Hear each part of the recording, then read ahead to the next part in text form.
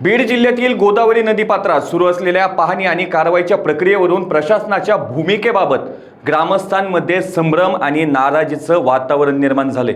एका बाजूला जिल्हाधिकारी कार्यालयाच्या पथकाकडून पाहणी करण्यात येत असतानाच त्यानंतर पुन्हा महसूल विभागाचे स्वतंत्र पथक त्याच ठिकाणी दाखल होत असल्याने नेमकी कोणती प्रक्रिया सुरू आहे असा सवाल नागरिक उपस्थित करत आहेत।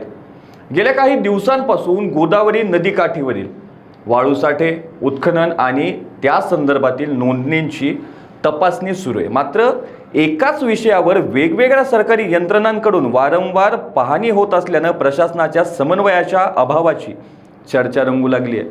यामुळे स्थानिक ग्रामस्थांमध्ये संभ्रम निर्माण झाला असून पारदर्शकतेबाबतही प्रश्न उपस्थित केले जात आहेत। स्थानिक नागरिकांच्या मते जर जिल्हाधिकारी कार्यालयाच्या पथकाने प्रत्यक्ष पाहणी करून अहवाल सादर केला असेल तर त्याच ठिकाणी पुन्हा महसूल विभागाच्या पथकाला पाठविण्याचं कारण स्पष्ट करण्यात यावं।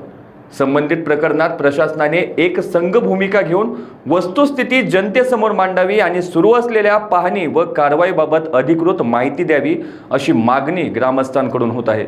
अशाच ताज्या अपडेट्ससाठी लोकाच्या टीव्हीला सबस्क्राइब करा आणि लाईक करायला विसरू नका।